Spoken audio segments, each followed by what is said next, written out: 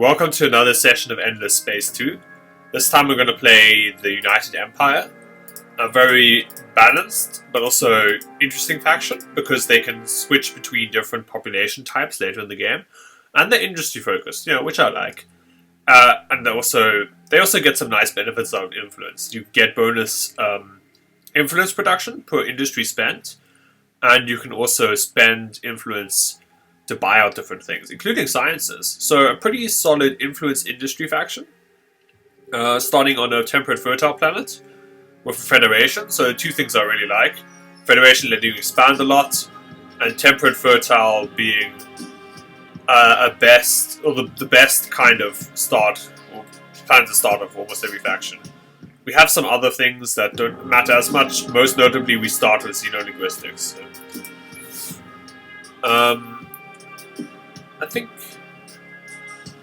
I don't know, orange is fine for the Empire.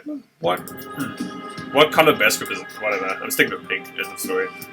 And I'm going to play Endless without pirates because I hate pirates and I think they turned the game into Endless Legend, where you're forced to build military units for their own sake and not because it's a strategic decision.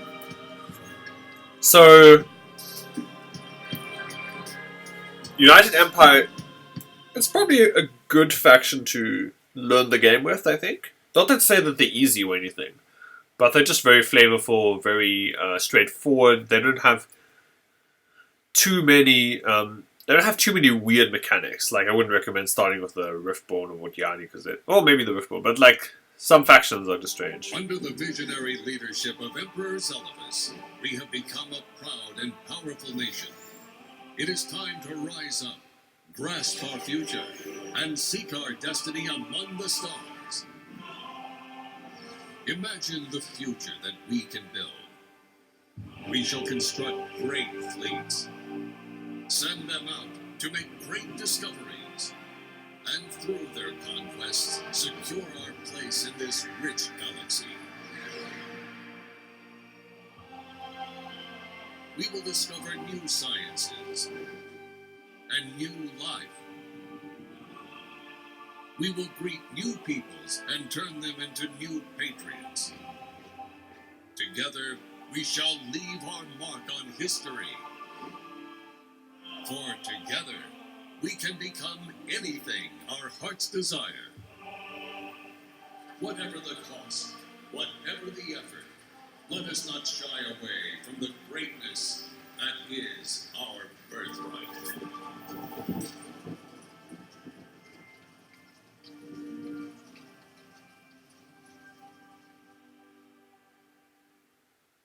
It is a time of great peace and prosperity for the Empire. So what's nice about that cinematic is that it introduces us to the United Empire with like the feeling of patriotism, and at the same time it adds that sort of dystopian element that's definitely part of the civilization. So we're going to start with Xeno because we have the aforementioned temperate fertile planet in our system, and we have a Mediterranean planet we can colonize, although the poor soil is a bit of a downside. Otherwise, we can think about picking up these ash planets for the basic output. We're probably not going to put units on there, but yeah. The Imperial theme is really cool. Now, as usual, we have to decide laws, science, hero, and what's to do with our main system. In this case, it's easy, always start with Xeno. Very nice about this faction is that it starts with Xeno. For science, we can pick up Xenobiology as well. Getting 30 bonus science at this stage in the game is no joke. And once we have the Xeno-industrial infrastructure, we can pick that up pretty easily. Now our hero, Dmitry Lenko, is pretty solid as a governor. We have here influence bonuses. I mean some dust bonuses. That's also a nice perk. Bonus for sterile, so a bit more industry bonuses. Especially on the starting system, should be pretty good because we have sterile, more influence, and some happiness, and a little bit of science, so this is underwhelming. But here, on this side of the tree, we have some really good ones, like bonus per deposits on strategic resources, and especially this upgrade, which gives us a bonus to industry on Senate per hero level, which is kind of obscene, and it also gives us a huge industry bonus on our main system. So Dmitry Lenko is definitely a good hero for us. Speaking of which, he's definitely going to be a good scout as well. We can get 2 engines and 2 probes on our hero, which is kind of like the dream. We don't start with that good engines, but we're just going to have to live with that, I think. 38 is not bad to retrofit a hero. As usual, we strip off all the useless things. That's just the standard way of how that works in this game. Now, I'm just going to go for 2 probes. I don't think... There's lots of planets around. We shouldn't have too hard a time finding a colony place. Although we could send a probe out, and that might be more prudent. It's definitely more boring, but yeah.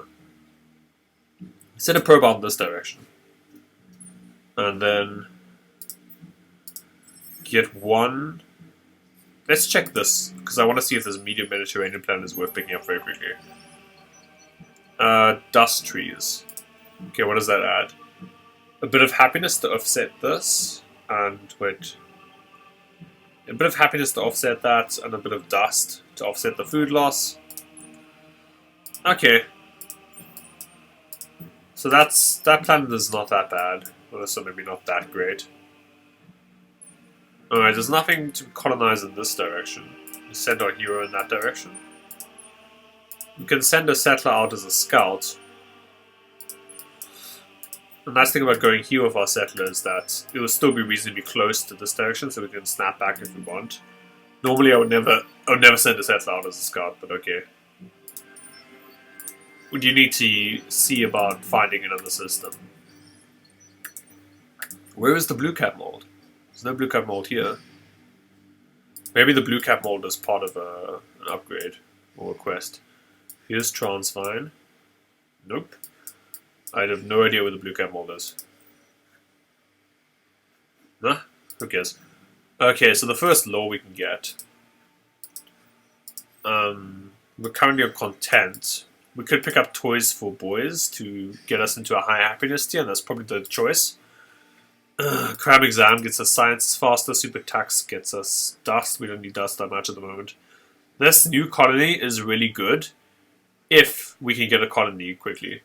But when we're not getting a colony, it actually doesn't do that much. When we get the colony, the happiness bonus is nice. Let's try out that Toys for Boys law. Putting us into happy, giving us some extra production at the cost of slowing down our Xeno down. We're slowing our Xeno down a little bit. Slowing down our Xeno down. Not great that we slow our Xeno down by that much.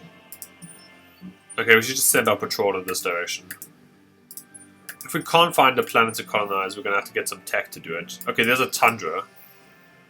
And there's a tundra. So fortunately, tundras are things we can get with xenobiology. So the latest we're going to pick up a planet in 5 turns. We might as well send our hero in this direction. The question is, with these 2 planets, which is better? This has potentially more anomalies. We haven't actually searched. This has a beneficial anomaly though. They're both interesting choices.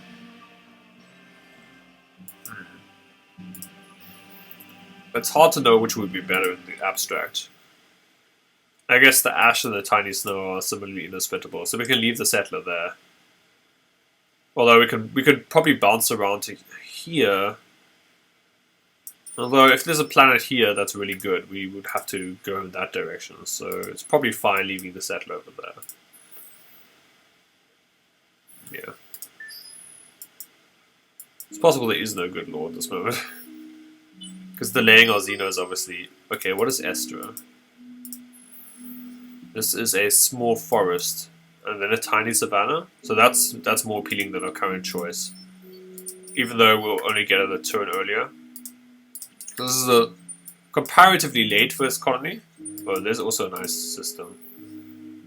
Forest and forest. Okay, that would have also been a good choice. Although, how long would it have taken us to get there? Well, potentially we should have gone that direction instead. I shouldn't have chosen first. I should have gotten as much information as I could have gotten before making a decision. We've got Hyperion, and we've got Super Spud, so that is a good choice. What's a good planet for us then? I don't have to decide until I have to reassign this hero. And because we have so much probe power, it's very possible that we're going to get this curiosity detection deed, if it is the curiosity detection deed. In that case, we want to keep our hero active for a bit longer on the map. I wonder what our hero's initial skill is. Initial skill being this one. Okay, 5% industry. Not bad, not great. Dimitri is the brother of the Emperor's bodyguard in the story, who you can actually get in your empire. It's pretty cool. This tiny savannas also not terrible. So hope there are no negative anomalies in the system. Poor soil. Oof. Well, we're definitely going to get both of these planets, by the way.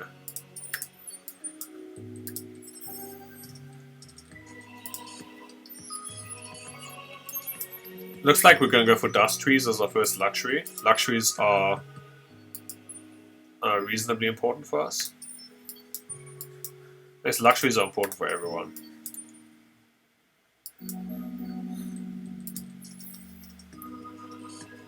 Hopefully we can build enough influence to meaningfully buy this out. But yeah. I mean, I guess slowing this down, was potentially a mistake. Okay, so there's been a small rebellion. The Emperor, which is Zelivus, which is us here, is a bit nervous because of that. We can make different choices. We can try and intimidate the rebels, and this gives us bonus damage on our ships. This is very good in the long run, but in the short run it's not that great, because we have to do something that's kind of hard, getting lots of manpower, and it also gets us a bonus, which is not necessarily that great right now. We can try and stockpile dust in our empire to get an outpost. The problem with this is that we can't boost one of our own outposts, and it's only an outpost, it's not a colony, and it could be a bad outpost, so this looks good, but I think it's less good than it looks. So actually kind of mediocre. And locate, which means explore 10 curiosities, and we get daily slogan, which means bonus food on outposts, and this is the easiest to get. And I think we're going to go for that, because the next quest gives us a hero choice. I've played this faction a decent amount, and my little brother's played it too, and we've sort of come to the conclusion that locate is the correct choice here. You might not agree immediately, but yes. The thing is, with Lenko as our hero, it's going to be quite easy for us to search a lot of curiosities. Just going to colonize here. That's what I was talking about. We want to go on the system and be able to spend dust. And we can't spend dust if we have to go for Trader's Reach instead. Like, this cuts it down by 10 points, so like, in the end effect, we have either 2 colonies, which are slowly working out, or we have colonies just, or like we have more active, this is what I mean, either we have a bunch of outposts that are not actually generating value, or we have a bunch of colonies a bit faster, which are actually generating value. So that Trader's Reach outpost is a lot worse than it seems, I think. And I'm fine keeping our empire loyal. There are just benefits to having more food here. I'm just going to pick this up because I want the Mediterranean planet eventually. And we can think about picking up these ash planets at some point. Yeah. We do need food at some point though. So this planetary landscaping is the best food upgrade. It's not very good, but it is the best food upgrade. And it's something we need to think about. Our food doesn't... We have to spend a decent chunk of food to get our outposts up and running. Meaning that if we can get food upgrades, that'll be very good for us because it will mitigate some of the problems of getting food. Now we can just introduce ourselves. And I think start flattering them. That will give us 40 influence with them, which will start giving us some resources. And now we can also search the curiosity and get some happiness with them. And searching curiosity is good for our quest. It's good because it gives them some happiness, but remember to search curiosities after you praise them as much as you can, right? Because praise costs more when you're already gaining curiosity or happiness from them. So if you're searching a curiosity, then get some happiness with them, but then the next praise will cost more. So yeah, it's better to praise and then search curiosities. Now maybe I could have micromanaged the laws better, but I think Toys for Boys is just it's a pretty decent choice. Although getting the Xeno a bit later does hurt me inside a little bit. It's not the end of the world. Speaking of which, we should bounce here, pick up these two. I don't know how that's connected to end of the world, but anyway. It's fine if we keep our hero detecting curiosities for a bit longer. That way they're building up some experience either way.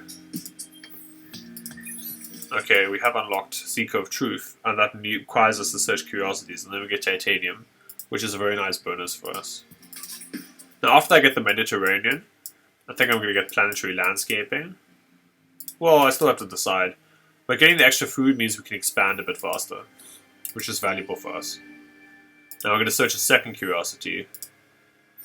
And now we should be getting a lot of points with them per turn. And then in 10 turns we can dump a few more points with them. But maybe at that point we can already try and assimilate them with the quest. So let's search this curiosity.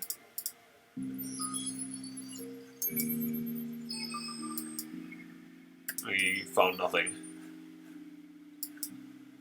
That happens. This system is an interesting choice, so we should go there next or here.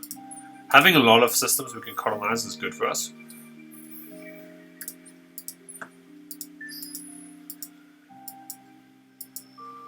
Well, it's obviously good for us because at some point we do want to build a bunch of colony ships and just go ham. And the point might not be right now, but it's good to know that we have those options in the future.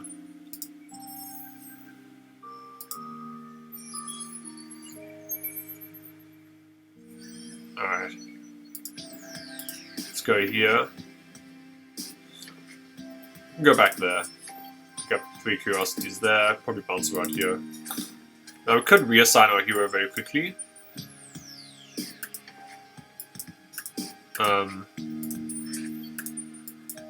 But we do want to complete these quests. Like having randomly having extra titanium is not bad. Means we don't have to buy that titanium later.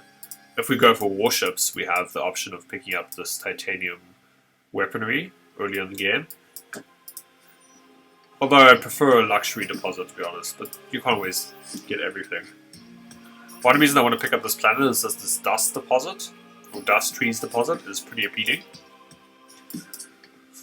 It's definitely more appealing than super spots. Although I wonder if buyout cost reduction affects industry buyouts, or influence buyouts. It probably does. Do I want to stay here and get the curiosities, or do I want to explore a bit? I can explore, wait for my things to recharge, then come back.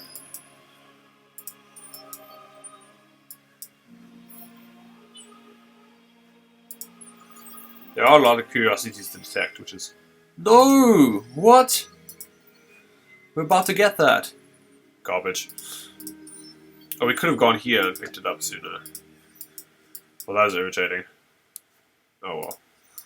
I always forget to do that at the start of the turn. It's really bad. Here, we can also try and impress this minor civilization. I think we should. Keep searching curiosities for them. Yeah, and we can search many curiosities there, so that's good. The main thing is we want to move our hero back when we're sure we can complete this quest. So after searching, I think, 2 curiosities, or 3 maybe curiosities there, we know we can complete it over there. With 2 extra curiosities, and 1 extra curiosity, or more extra curiosities here. So this start is pretty solid. I could have gotten that curiosity thing if my APM was higher, or... I think mainly I should have just stayed here, gotten that curiosity. That was a bit careless, but okay. Now we're going to get public-private next. It's going to give us a nice boost of science. We could get drone networks first, but this is a more powerful upgrade intrinsically, so I'm fine prioritizing it.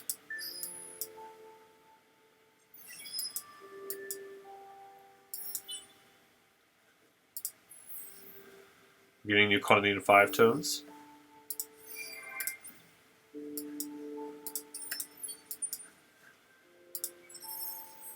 Let's research 2.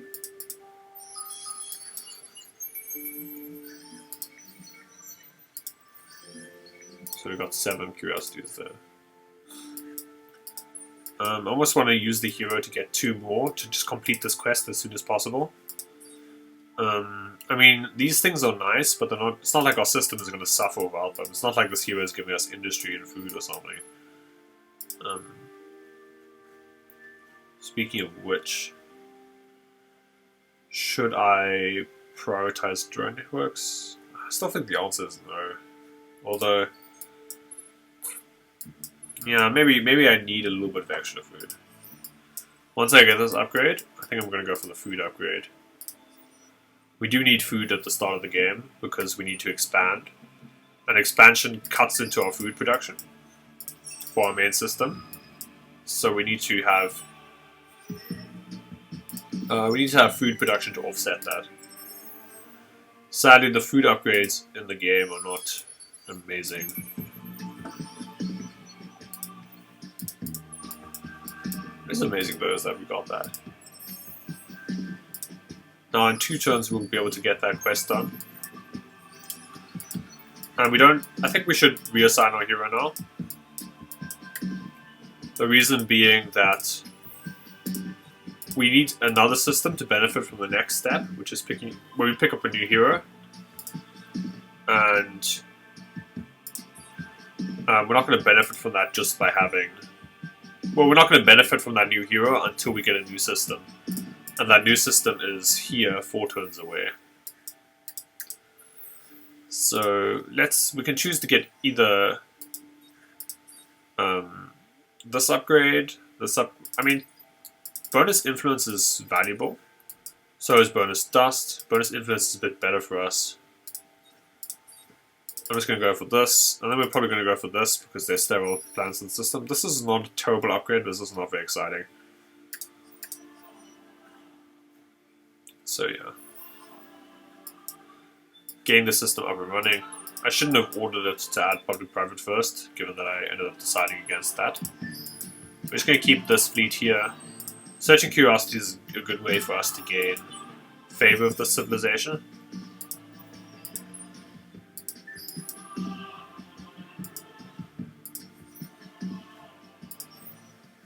Yeah, we do want to maybe at some point get bonus. I mean, we already have this, so we can get a public. What is it called? Infinite supermarkets. Yes. Okay, now we should have discovered the hidden rebel. Excellent. Now we can decide to analyze the planet. How much does that cost? It costs us 10 science. That is a significant chunk of our science production. And I don't think I'm into it because it gives us random technology. When the 10 science costs almost nothing, it's worth. When the 10 science costs you less because your overall science production is better, then that's a lot more appealing. Now we've completed this quest, we get the daily slogan. That means that this colony is actually coming off a turn earlier, which is great. We can also get rid of this law and get new colony, which will improve our happiness. I think, what does it say? Okay, plus... Alright, when we acquire a new colony, we get bonus happiness in general, I think. So that's how it works. That's pretty good. Now we can choose between Hadri, which requires us to build a good ship, and that's a good warrior. Lena, which requires us to get bonus dust production, and she's a counselor, so a good governor. But Petra is also a good governor. They're actually all good governors. But she requires us to get science on Empire, and science is probably the easiest for us to get. In 3 turns, we'll pick up public-private. That gives us 30 bonus science at least. Or we can get this first. Nah, we'll get that afterwards. and that gives us 30 bonus science at least. And 30 plus 30 is 60, which is more than 58. And Petra is very solid. And the Petra is the main reason I'm deciding to rush out these early quests, because getting a second governor on this system is going to be quite nice for us. And she starts at level 5. So that's pretty good. Alright. Being able to impress these minor civilizations is pretty nice for us. Going for Xeno here? Yeah, we start on Xeno, I think. Getting Hyperion production at some point will be nice. This plan is inhospitable and also not necessarily that good. Annoyingly, the tooltip doesn't show me what this plan is good for. But okay, that happens. Yes, somehow infinite supermarkets gives you ecologist? That's really funny. Aren't ecologists against supermarkets? Globalization? No? Maybe it's just me. Now, we can also pick up the sap, which will give us a little bit of bonus happiness. It's a nice upgrade to have. The question is there anything I desperately want otherwise? I have the dust trees, and I have super spurs. Those are both nice if we want to upgrade our system. And I guess we want to do that sooner rather than later. But damn it. I should have gotten this anyway.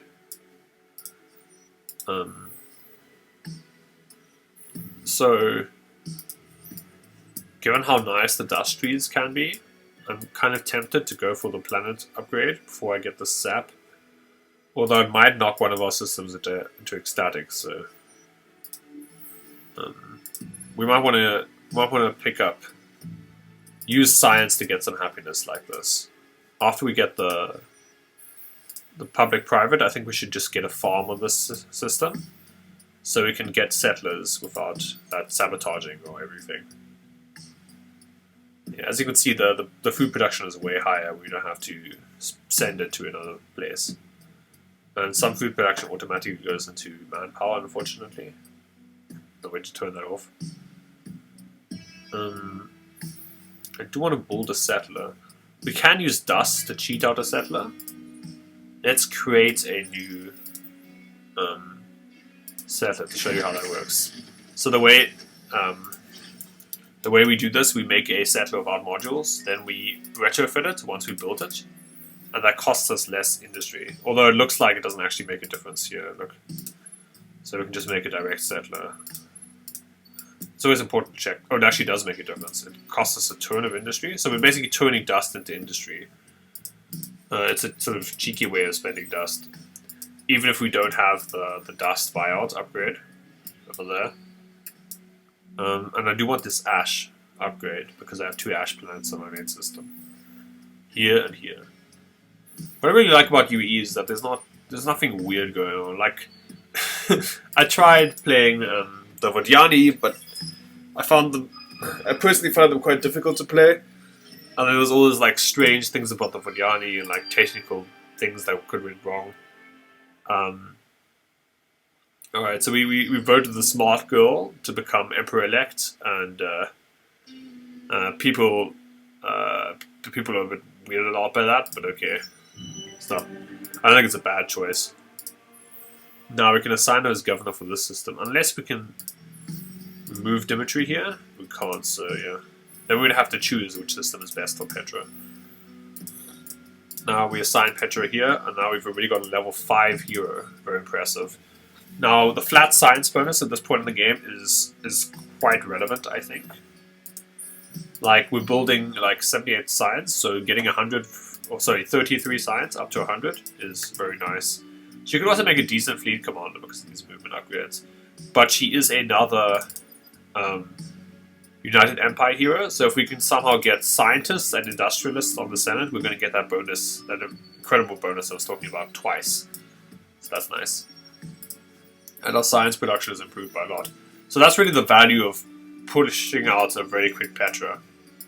Forcing out a turbo Petra, I guess. The opening is good because you get the hero way faster. You lose out on the outposts, but outposts are cheap, as you can see here. Doesn't cost much. And they also cost us food production, etc. So now here is the first interesting choice, which with our 3 branches for the United Empire, the Sheridan, who are militarists, and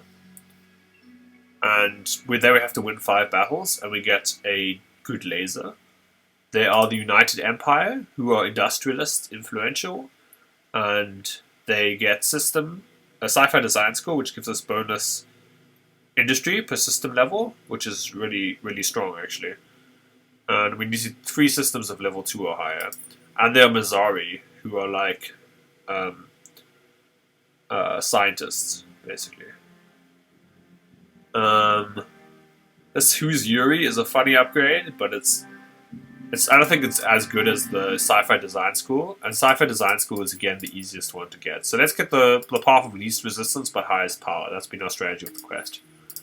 The reason I know so much about the quest is because you play this faction a decent amount, tried out a lot of different options.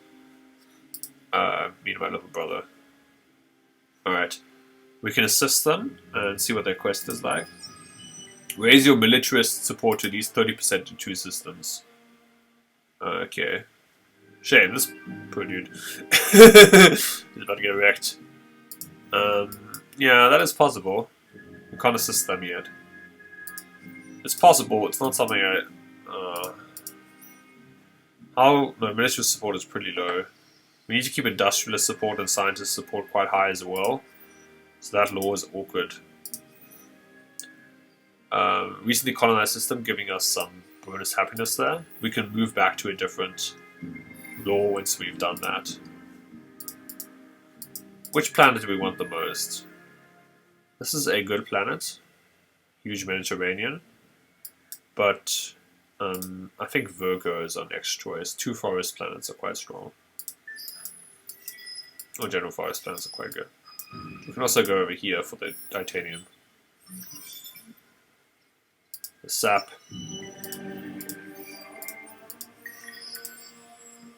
The sap should knock us into higher happiness ranges. Nope. No, we haven't gotten the sap yet, never mind.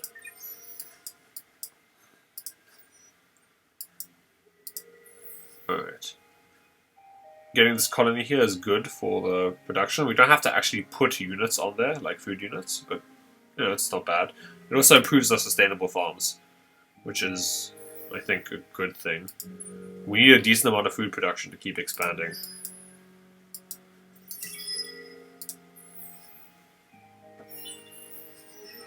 Okay, we've gotten the possibility of capturing them.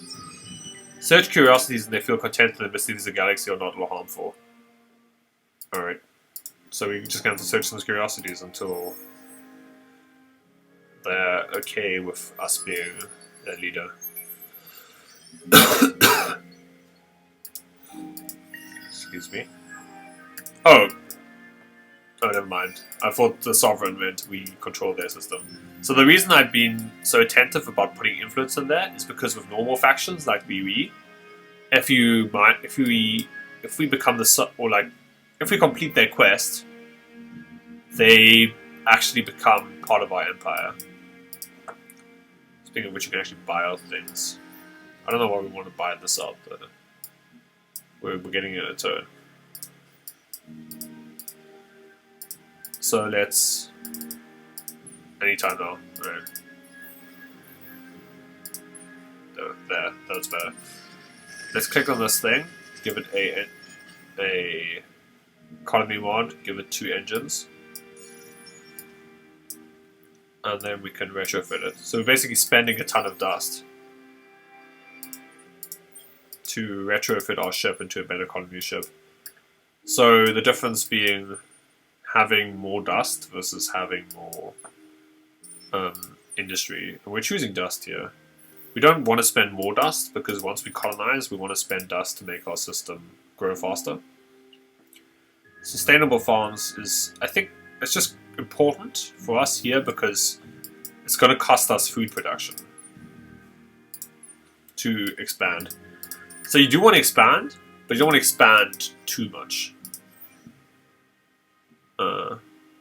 Too much being anything that knocks your food production too much.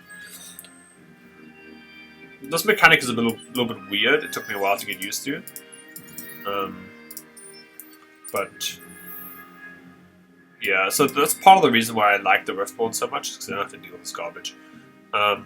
Which planet is better? Medium forest, small forest? Both equivalent except one is larger, meaning we have more population room. That's a bit better. Now, as you can see, we're getting these planets reasonably quickly. This is not that valuable. Like 13 turns to pick up the planet. New colony law in combination with daily slogan, and we're not even spending dust on it. And also we're knocked into devoted now because we picked up the sap, which is nice. And we're just going to pick up those ash planets, and then we can decide. So this is a good start. Although the United Empire they're consistent and they always get a decent start. So. That's what's nice about them, you know. There's never too much drama.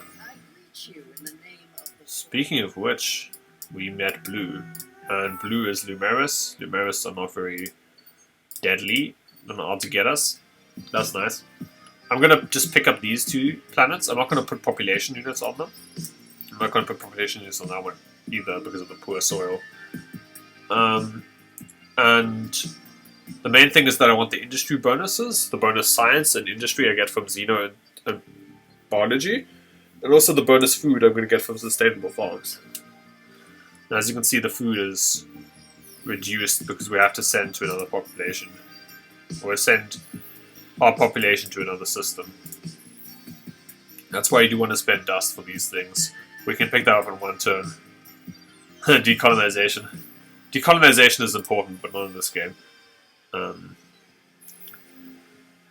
Yeah, just losing a system is not good.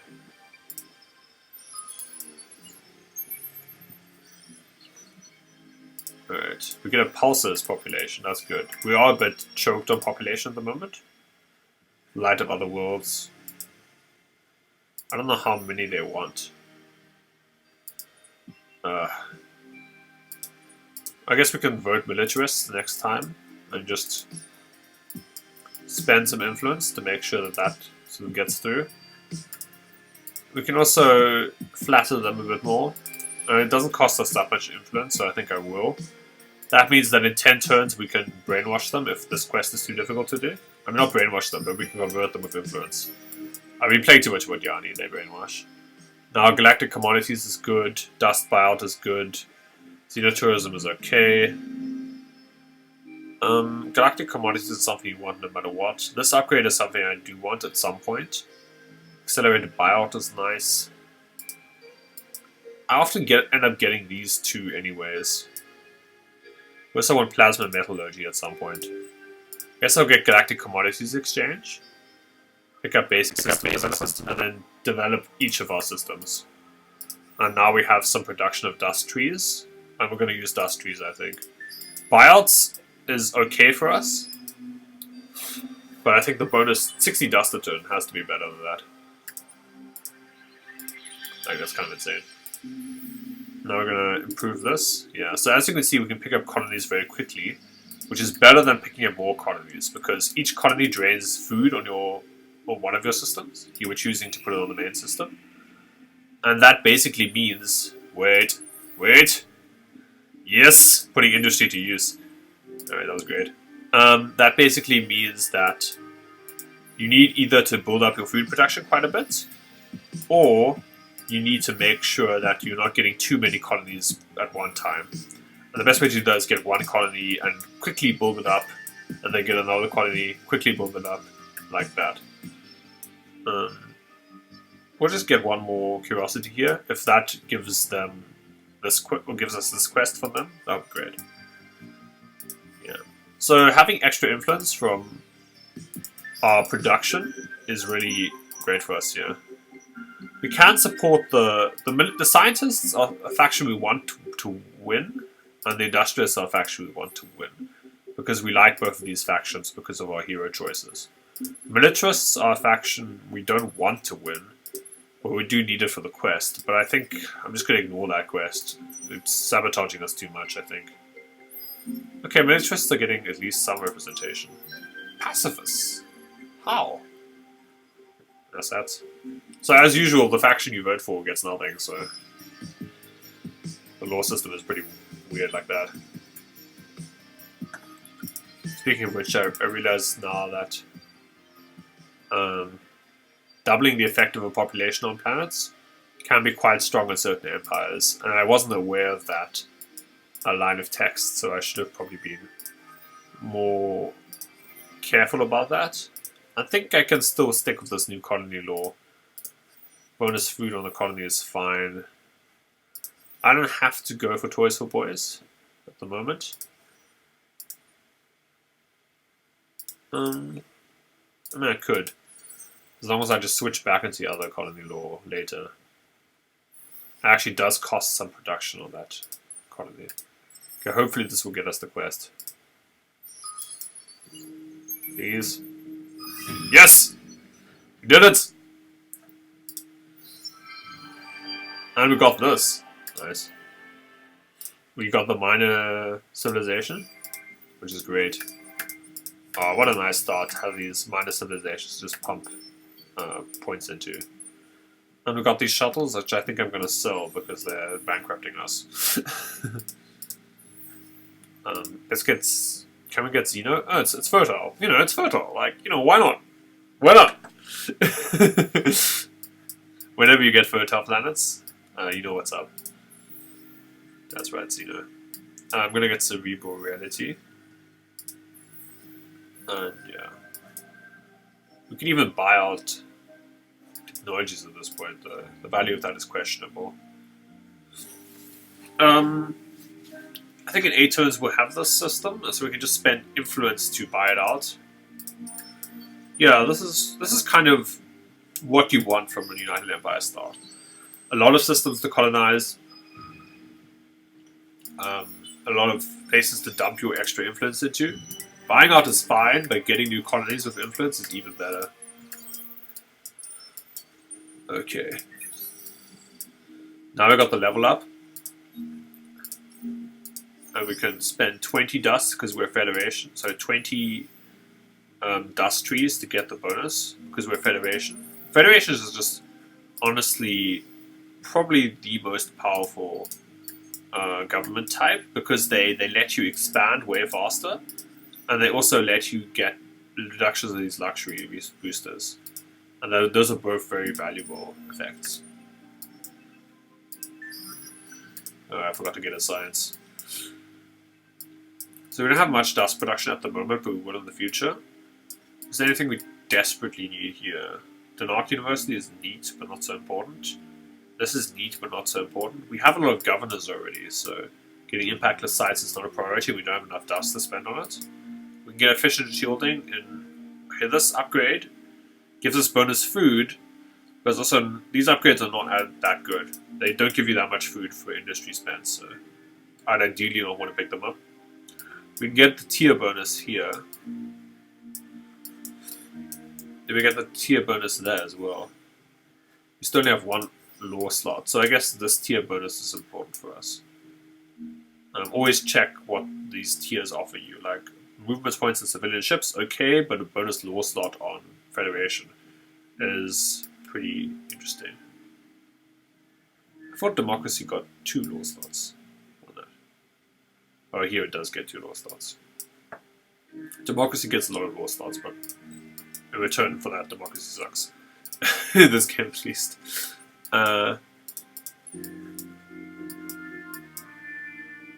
Alright. And next turn we can get it on the final one, and then we get access to the wonderful sci-fi design school, which teaches us the value of science fiction, because it gives you industry. And alright, let's get this. Once we get the sterile planets, that means we're going to get a lot of extra dust in our main system. And speaking of dust, let's just get those trees. Very important. We can spend influence to buy it out, though I wonder if we should save influence to buy this faction out in... How many turns? 6 turns. This is not a very important thing to buy out. I'd rather buy out something on one of my new systems with influence.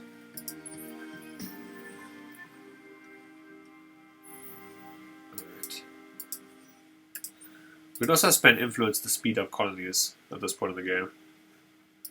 Maybe I should have been doing that. I guess it's possible this this upgrade is the best of the bad lot here, although it's never bad to have the ability to colonize new planets, and Dean Arc University is something that's pretty solid, or interesting at least, for an industry faction. I just really don't rate this botanical scanning. Like 2 food per population already, which you get from this. So that's not good, because you need population already, and then this relies much too much on having luxury deposits. You might as well just get epi. Sorry, not epi. You might as well just get sustainable farms, because it costs a lot less industry, so it's a lot better on planets which are trying to set up, which is when you really need food. So yeah, those upgrades are not very strong. We can switch back from Toys for Boys to New Colony, and I think that will speed up on the New Colony. Yeah, it will by 1 turn. I don't think we should activate that. I want to save my influence a bit. The main thing being, I want to have influence available in 4 turns when I can pop this. 5 turns, not bad. Cool. And Sci-Fi Design School is really strong. Each of our maintain free industrialist law. That's going to be kind of tricky. We need an extra law slot at least. Each of our what was I saying? Right, each of our systems is level 2. And it's going to be level 2 because we have enough of this. That's why getting luxuries is important with this faction, because of Sci-Fi Design School. So we're going to get an upgrade that we can use to get 40 bonus industry on our system, which is no joke at this stage of the game. My question is, do we prioritize Sci-Fi Design School over the Ash planets?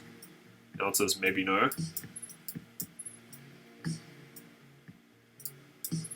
Although if we get this, these will be much easier to get. But each of these gives us 12, so it's like 22 each. So the Ash planets are still somehow better. Ash planets are great because you don't actually have to put populations on them. Or lava planets. You don't have to put populations on them, and then you can still get the industry bonuses. So yeah. Let's just research that. Hopefully it's something good. Titanium, nice. Let's go in this direction. Keep searching curiosities with this. Now this is the rebel, one of our sister's, one of her daughters, or secret daughters. And the story is basically about the Emperor sort of doubting himself, thinking of replacing himself with a new Emperor. And depending on your choices, the sort of revenge subplot may or may not get resolved, or the rebellion subplot. But either way, the story is more about the Emperor restoring confidence in himself. We get 2 new populations. Yes, that's good that they like us. Now, Sci-Fi Design School is a good upgrade to pick up here. We don't have much else to get, and it's going to boost our industry by a ton. Drone Networks is also solid for a similar reason. So it gives us a bit of more food instead. I guess we'll go for Sci-Fi Design School first. This will help us get the other one, but not that much faster. Yeah, Sci-Fi Design School is just a great upgrade. And what's good about it is it helps snowball your industry, so you get even more industry per turn. And the thing is, like, industry is a resource which gets you other resources. I made a video on this in resource transformation. And that means that you can use industry to pick up more industry, more of other resources. But if you use industry to pick up more of itself, then you're getting even more industry per turn. And that means that you're... Let me just get another law. We can get mineral misers to complete our quest. I normally wouldn't do this, but we need it for the quest, right? Yeah. We might as well do it right now while we still have 10 industrialist laws. And getting some extra industry on our mineral planets is not bad. Mineral planets. That's a funny term. So let's see how easily we can pick up an extra settler here.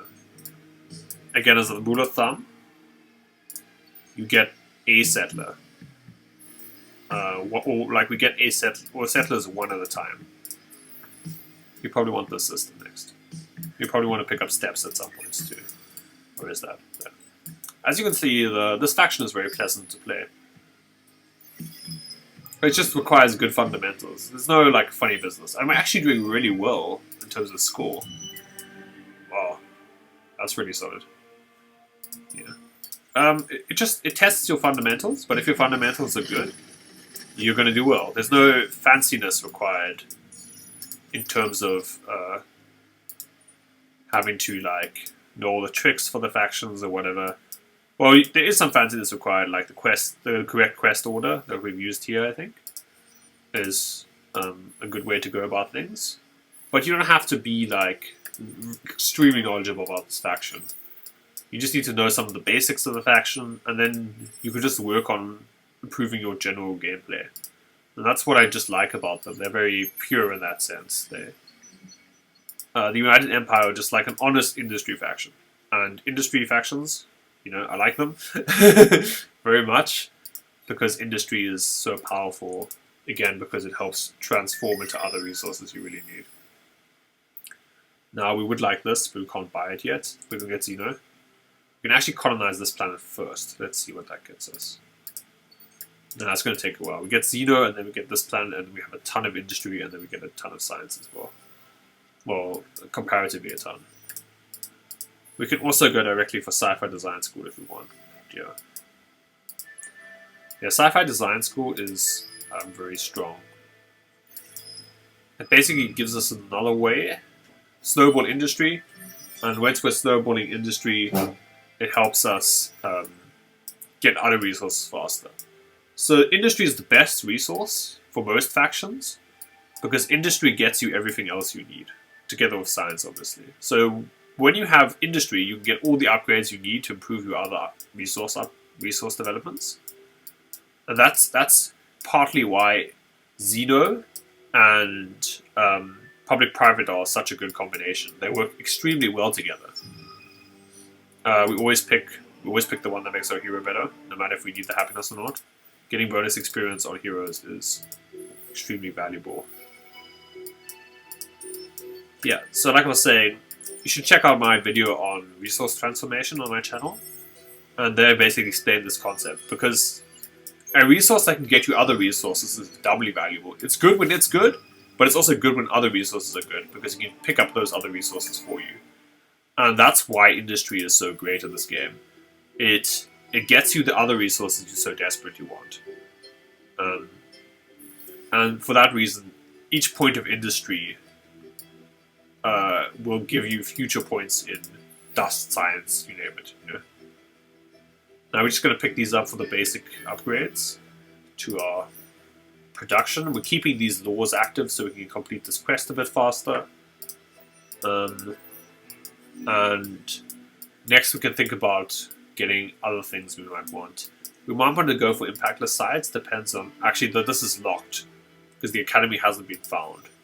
So that makes me want to go for impactless sites, and then spend our extra dust production on picking up heroes for these new systems.